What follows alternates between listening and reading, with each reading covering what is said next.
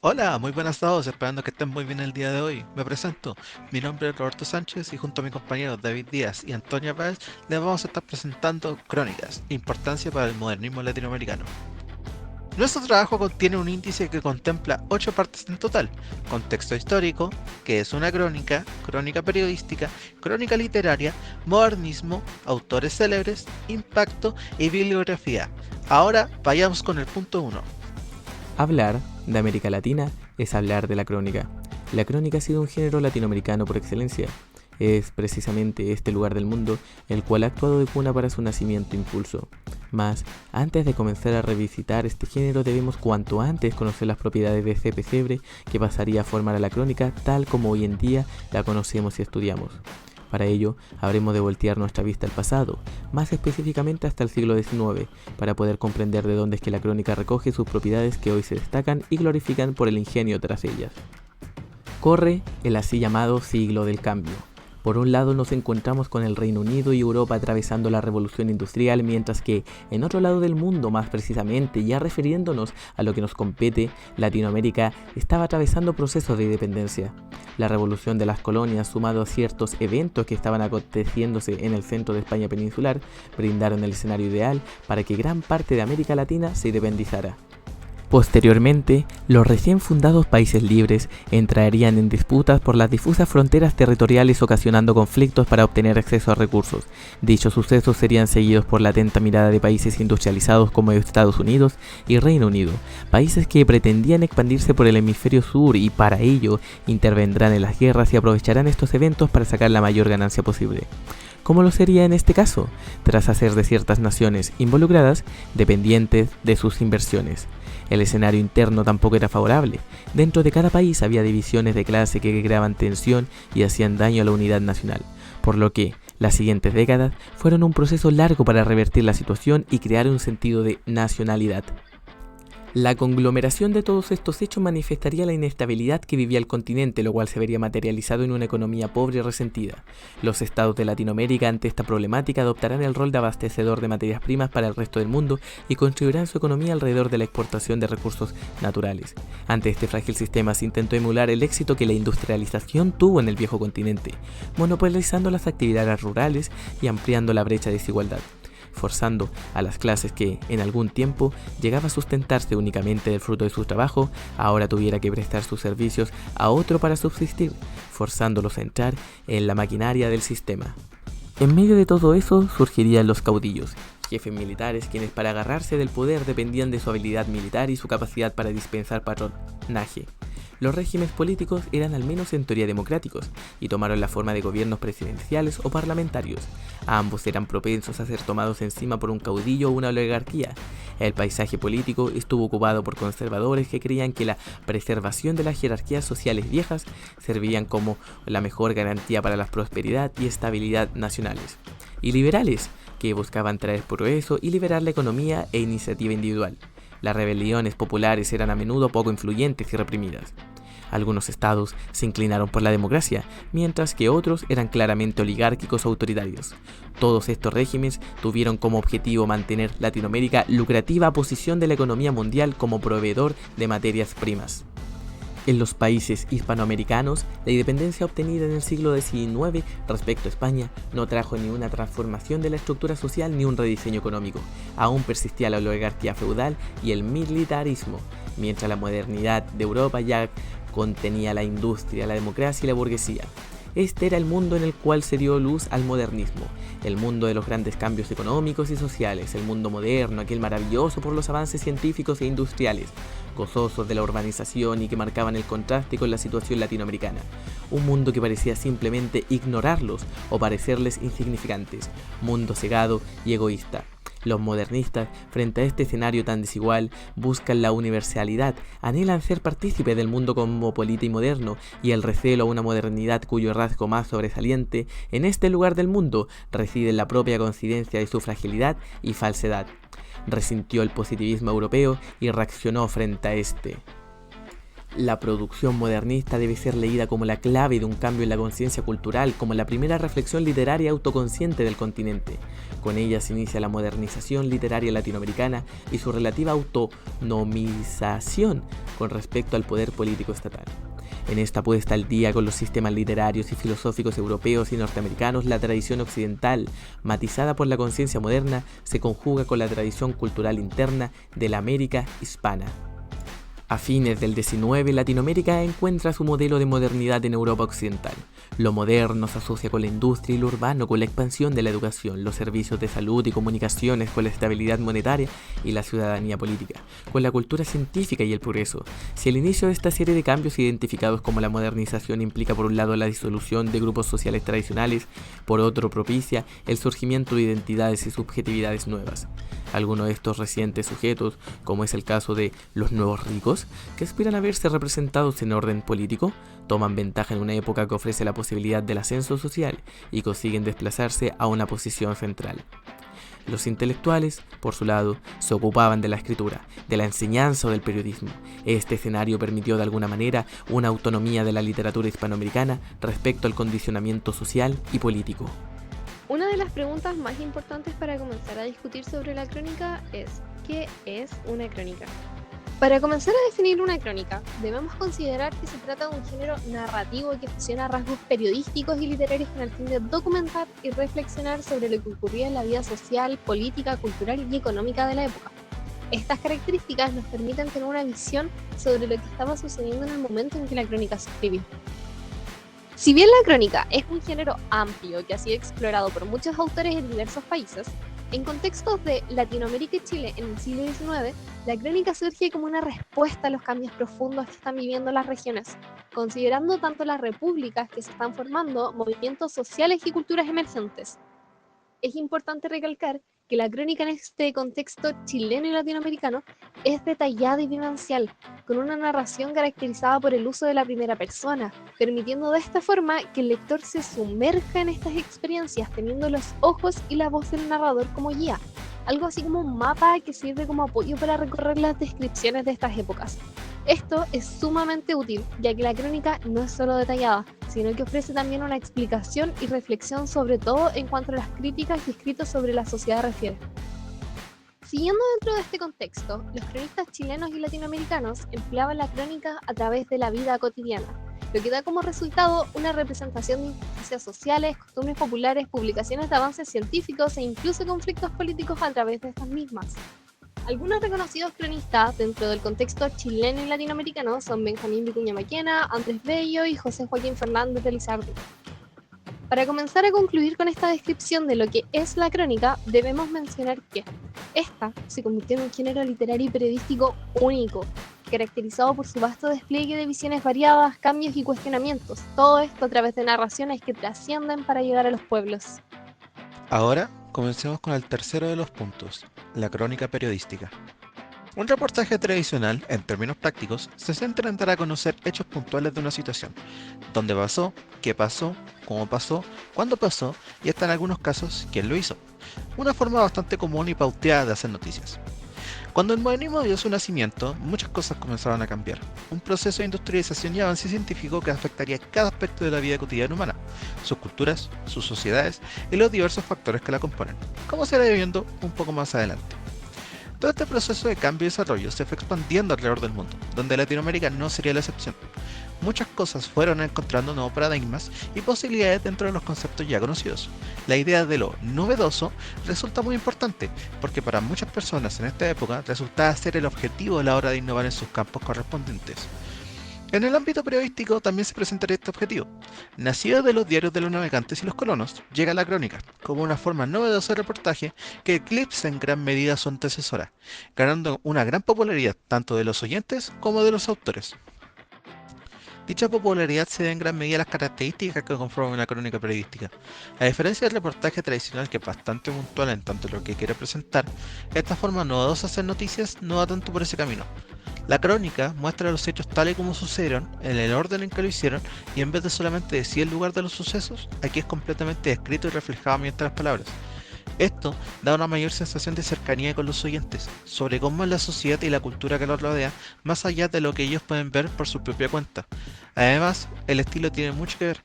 La crónica decide alejarse un poco de la forma más reglamentada de escritura que se utilizaba y adopta una más narrativa, agregando de cierta forma dinamismo dentro de lo que se quiere presentar ante el público.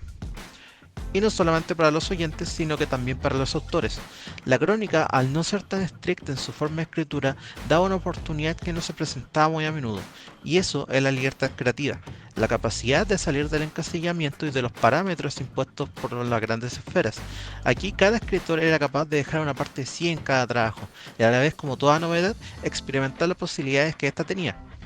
Todo esto lo podemos ver reflejado en el texto llamado La Crónica, una tradición periodística y literaria latinoamericana, escrita por Andrés Puerta en el 2016, el cual dice tal que así: los periódicos y la crónica se convirtieron en un espacio para experimentar el tipo de trabajo que desarrollaban los modernistas. Allí hicieron exploraciones y innovaciones profundas en la literatura y el periodismo de habla española. Dicha libertad también atrajo mucho nuevo talento. Las crónicas, al tener la capacidad de dejar expresar a sus autores dentro de un marco de libertad, también le dio la oportunidad a muchos otros de ganarse la vida mediante sus propias escrituras. Antes, una de las pocas posibilidades que existían en el oficio era publicar un libro. Pero, ¿cuál es el problema ahí? Este resultaba ser un medio no muy accesible para el ciudadano común. Publicar una obra y comprarla propiamente tal era algo que muchos no podían permitirse, al contrario de los diarios o las noticias que están en la mano de la mayoría. Casi todos eran capaces de comprarla. Esto lo podemos denominar como una democratización del campo de la escritura, tal como lo presenta Susana Rotker en su texto publicado en el 2005. Martí parecía consciente de que el periodismo permitía a los escritores lo que no le depravaba el mercado de los libros: la democratización de la escritura, es decir, acceso a más público a través del instrumento en el que podían trabajar no solo las élites, sino las capas medias. Ahora, todo el proceso del ámbito periodístico no solamente se quedó allí. Debido a la experimentación de los nuevos autores y el movimiento artístico iniciado por Rubén Darío, las crónicas periodísticas consolidaron el terreno para que un nuevo tipo pudiera generarse. Y efectivamente, estamos hablando de la crónica literaria, la cual será vista a mayor detalle más adelante, pero sí hay ciertas cosas que son necesarias de mencionar. Cuando hablamos de obras literarias en este ámbito, usualmente nos referimos tanto a novelas como a poemas, siendo más recurrente esta última. Y quizás se preguntarán cómo fue que el periodismo le dio cabida a lo literario. La clave de esto se encuentra en dos detalles: la necesidad de experimentar y lo narrativo. Como se mencionó antes, aunque la crónica en este caso sea de carácter periodístico, eso no quitó que tuviera características propias de la literatura, como en la narración. Cuando nuevos talentos comenzaron a llegar y a probar las posibilidades de este medio, estos fueron implementando ciertas características que podemos encontrar en la literatura modernista, tal y como se deja ver en la siguiente cita de Susana Rotker del 2005, la cual dice tal que así: cualquier lectura de las crónicas revela que en ellas se introdujeron rasgos que caracterizan en buena medida los textos poéticos modernistas: plasticidad y expresividad impresionista, parnasianismo y simbolismo, incorporación de la naturaleza, búsquedas en el lenguaje del siglo de oro español, la absorción de la velocidad vital de la nueva sociedad industrializada. El periodismo en Latinoamérica fue uno de los pilares cruciales para el movimiento moderno que se estaba llevando a cabo, y no solamente por la experimentación que se estaba realizando en el medio, sino que también por la forma misma de trabajar en un noticiero. El trabajar bajo presión, el salir a terreno y ver al mundo tal como lo es, le dio un nuevo paradigma y una nueva esencia al lado literario. Esto lo podemos ver reflejado en la siguiente cita de Andrés Puerta en su texto ya antes mencionado. El periodismo le dio un impulso vital al modernismo, a la visión que tenían los poetas que se relacionaron con la realidad y produjeron textos renovados. La presión por entregar el texto a tiempo, la volatilidad de la realidad cambiante le dieron un nuevo aire a la poesía y, a su vez, se logró una poética en la crónica literaria. Ahora continuamos con el punto 4, la crónica literaria. La crónica es el presente, es el pasado, es el futuro y es el ser de la literatura latinoamericana. Sin la crónica seríamos murciélagos sin radar, y un murciélago sin radar está jodido. Nos compete hablar sobre la crónica literaria. La crónica tiene como objetivo fijar un momento histórico vivido y a través de un texto estético configura la configuración entre el ya repasado periodismo y la literatura. La crónica literaria es su singularidad. Es uno de los pilares en el desarrollo del modernismo en Latinoamérica. La historia de la crónica literaria viene ligada a la de sus autores, de aquellos genios que, condicionados por su entorno, debían hallar el modo de llevar su arte al resto y, a su vez, construirlo como un producto rentable que se acomoda al sistema capitalista que había permeado en Latinoamérica.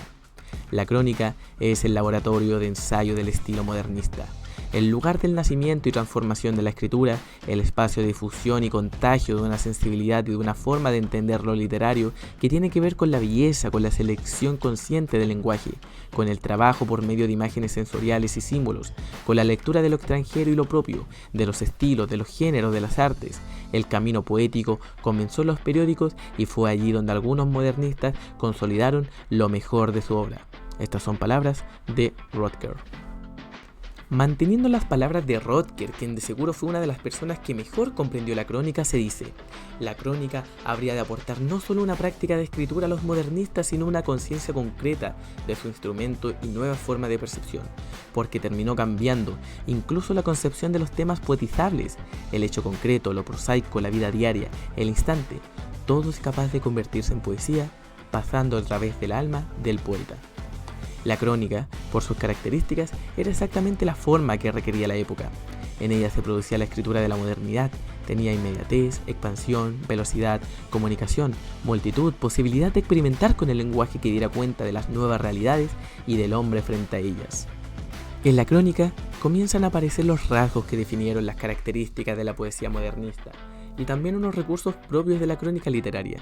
La crónica, para los modernistas, no fue simplemente un recurso para que los autores se ganaran la vida, también fue un espacio de reflexión, un escenario privilegiado para captar las transformaciones que se vivían. Ser moderno significaba en reglas generales medio ambiente novedoso, ferrocarriles, máquinas de vapor, fábricas, telégrafos, periódicos, diarios, teléfonos, descubrimientos científicos, centros urbanos que cambiaban la conformación de la sociedad y la distribución de las tradicionales clases sociales. Imperaba a la vez la percepción del cambio, de la transformación y mutabilidad constante del espacio y de los conocimientos, de la materia, de los logros, de la civilización y hasta del organismo humano. Era un sistema inestable, donde prendieron las ideas darwinianas sobre la evolución, el triunfo de los más fuertes y el principio de que los cambios evolutivos eran cambios hacia algo mejor. Ya mucho hemos hablado del modernismo, pero no hemos enfatizado en él. El modernismo es una propuesta estético-ideológica ligada a la masificación de los ideales capitalistas. Surgió a finales del siglo XIX y sustentó una cosmovisión que tuvo como ejes la conciencia del desajuste y desencanto ante una realidad degradada. De este modo, la belleza pasó a ser el fin último del arte. Dicho de otro modo, el modernismo pasó a convertirse en rechazo y denuncia de la realidad social. Modernidad es, en una primera instancia, un sistema de nociones de progreso, cosmopolitismo, abundancia y un inagotable deseo por la novedad, derivado de los rápidos adelantos tecnológicos de los que se tenía conocimiento, de los sistemas de comunicación y, sin duda, de la lógica de consumo de las leyes de mercado que se estaban instaurando. Ahora bien, ¿qué se nos viene a la mente cuando pensamos en crónicas? O incluso mejor, ¿quién se nos viene a la mente cuando hablamos de este género? Es bastante común que, teniendo en mente el contexto chileno-latinoamericano, pensemos en uno de los grandes exponentes del género, Pedro Lemebel. Sin embargo, a pesar de su gran desempeño en esta área, es importante recalcar también que no es el único referente del género, por lo cual aquí expondremos algunas de las figuras más relevantes dentro de la crónica. Ricardo Cruz Coque Nogueira, nacido el 4 de julio de 1861 en Concepción, fue hijo del agricultor Cayetano de la Cruz Pineda y Leonor Coque, quien era descendiente de una familia inglesa. Realizó sus estudios en el colegio inglés y a los 15 años viajó a Europa para continuarlos. En Francia obtuvo el título de licenciado en Ciencias Comerciales de la Escuela Superior de Comercio y en Suiza estudió matemáticas e idiomas en el Instituto Aprendenstein. En 1879 regresó a Chile e ingresó a Derecho en la Universidad de Chile, institución de la cual se graduó en 1886. En paralelo a sus estudios de leyes, Cruz Coque comenzó su carrera en la prensa en el diario La Época, como traductor de francés e inglés y redactor de las sesiones de la Cámara de Diputados. En 1886 contrajo matrimonio con Celeste Lesabe, con quien compartió su interés por las letras, y en 1890 colaboró con la fundación del periódico La Familia. A través de las crónicas, Cruz Coque abordó una amplia gama de temas sociales y culturales, desde la política, la historia y las artes a la vida cotidiana. Como editor, su apoyo a jóvenes escritores y periodistas contribuyó significativamente al enriquecimiento y diversificación del panorama periodístico chileno. Este elevó hacia otro nivel lo periodístico cuando comenzó con sus crónicas, dejando así una herencia en el periodismo chileno, Él dejó todo un legado como un defensor de ultranza de la calidad, la profundidad y la pertenencia social, cultural en la crónica, dejando su apoyo como editor a jóvenes escritores y periodistas. Celeste Lasalle, nacida en 1860 en la ciudad francesa de Tarbes, en una pequeña familia de la nobleza, fue hija del ingeniero Lucien Lasalle y de Jean Talanier de Gassion. Realizó sus estudios en su ciudad natal y luego ingresó al internado Seurs de Notre Dame en la ULB de Bélgica. En 1881, Lasalle arribó a Chile junto a su esposo Philippe y a su hija Marie-Lucie. Se trasladaron a vivir a Valparaíso, pero lastimosamente, al poco tiempo, su marido falleció. En 1886 contrajo matrimonio con el abogado y escritor Ricardo Cruzcoque Nogueira. Ella fue una mujer ilustrada, extremadamente inteligente, que en 1890, con el apoyo de su esposo, fundó el periódico La Familia. Estuvo a cargo de redactar la sección Nuestros Grabados. En un sector masculino, Celeste Lasalle resultó ser una voz femenina relevante de la crónica chilena. La presencia de Lasalle en el campo y sus aportes contribuyeron para ampliar la diversidad de perspectivas y temáticas del periodismo chileno. Emilio Rodríguez Mendoza, nacido el 4 de mayo de 1873 en Valparaíso, hijo de Javier Rodríguez Vargas y hija de Olegaría Mendoza Valenzuela, inició sus estudios de Humanidades en el Colegio San Agustín y los continuó en el Instituto Nacional. Según Víctor Valenzuela, en Cuatro escritores chilenos, utilizó tanto en su obra literaria como en su trabajo periodístico una considerable cantidad de seudónimos, entre los que destacan Juan Gil, con el que escribió artículos polémicos, Garrick, que utilizó para firmar textos sobre el teatro, Papagoriot, Nadar, Fray Candil, Mr. Quidam y Don Capric. En el periódico El Ferrocarril firmó con el seudónimo El Aglión, pero A. de Guéry, alias que su hermano Manuel eligió de un personaje de Nenabab de Alfonso Daudet. Al ser diplomado político y encargado de negocios en las diversas ciudades extranjeras, embajador de España y Venezuela, a su regreso a Chile en 1930 fue elegido senador de Santiago. Fue un precursor de la modernización de la escritura cultural en Chile, en la medida en que, aunque desarrollaba crónicas informativas sobre los acontecimientos culturales y sociales de la época, con el mismo acto comunicativo las dotaba un trasfondo crítico y reflexivo que les daba accesibilidad y sentido común al lector. Finalmente, Emilio Rodríguez fue de importancia para la crónica periodística chilena, ya que destaca por la habilidad para informar, explicar y contextualizar los hechos sociales y culturales de su tiempo, por el compromiso con la ética del periodismo y por su capacidad de estimular y ayudar a nuevos talentos en el mismo periodismo. Aquí les dejamos un fragmento de la crónica recomendada llamada Cartas Japonesas que escribe en el periódico La Familia, en donde firma con su seudónimo Conde Chi. Dejamos en estas diapositivas portadas del periódico de Celeste Lasalle, La Familia. Están presentes en pantalla extractos de distintas crónicas de Emilio Rodríguez publicadas en el periódico La Ley. Impacto de la crónica. Quizá en este punto se están preguntando cuál es la gran importancia que tuvieron las crónicas como género en el modernismo. Para poder responder a ello, primero hay que repasar de forma resumida unos pequeños detalles antes mencionados. Cuando hablamos del modernismo, o más específicamente del mundo moderno, nos estamos refiriendo a todo un proceso de cambio dentro de las distintas sociedades del globo y una época de mucha importancia para la historia de la humanidad. Ciudades rebosantes, desarrollo demográfico, zonas industriales, ferrocarriles, navegación a vapor, diarios son algunas de las cosas las cuales esta nueva época ha hecho posible gracias a un eje centrado en el progreso, en el desarrollo de la ciencia y en su aplicación tecnológica, tal como lo deja ver Susana Trotker en su texto del 2005. Imperaba a la vez la percepción del cambio, de la transformación y mutabilidad constante del espacio y de los conocimientos, de la materia, de los logros de la civilización y hasta del organismo humano. Dentro de toda la oleada de cambio en Latinoamérica, el lado humanista, por así decirlo, tampoco se quedó atrás. Bajo la idea de lo novedoso se implementó en el sector periodístico la crónica, la cual bajo sus características específicas eclipsó el reportaje convencional y se consolidó como la favorita de muchos, al ser una forma de dar noticias a partir de un factor narrativo. Este nuevo género, por así decirlo, ofreció la oportunidad de ganarse la vida a muchos autores y ser reconocidos por su trabajo, pero también terminaría siendo algo mucho más importante para ellos, sobre todo a partir de la literatura y la poesía, tal como lo deja ver Susana Trotker en la siguiente cita. La crónica es el laboratorio ensayo del estilo modernista, el lugar de nacimiento y transformación de la escritura, el espacio de difusión y contagio de una sensibilidad y de una forma de entender lo literario que tiene que ver con la belleza, con la selección consciente del lenguaje, con el trabajo por medio de las imágenes sensoriales y símbolos, con la lectura del extranjero y lo propio, de los estilos, de los géneros, de las artes. El camino poético comenzó en los periódicos y fue allí donde algunos modernistas consolidaron lo mejor de su obra. Aquí cabe mencionar una cosa.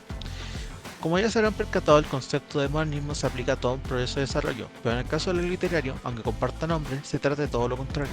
Los propios planteamientos de Darío dentro del movimiento tratan sobre ir en contra de la industrialización por la cual estaba pasando el género. Cuando hablamos de la importancia de la crónica para el modernismo, nos referimos al movimiento modernista de Rubén Darío.